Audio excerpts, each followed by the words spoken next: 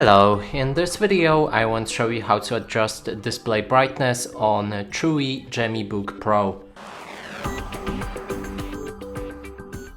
To do this, first let's open a start, and I can mention that there's two different ways to do it, and actually there's even more, but I'm just gonna show you the two simple ways.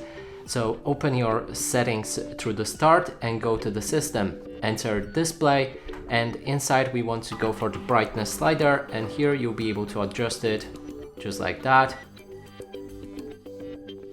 Now there's also a second option which you can use on a keyboard, so let's take a look. And then there's the F7 and F6 button, but when we press them just alone, they don't change the brightness. So we need to hold Fn button and then use these buttons to increase or decrease the brightness. And that's it for this video. Hope you like it. Please consider subscribing to our channel, leave a like and a comment below.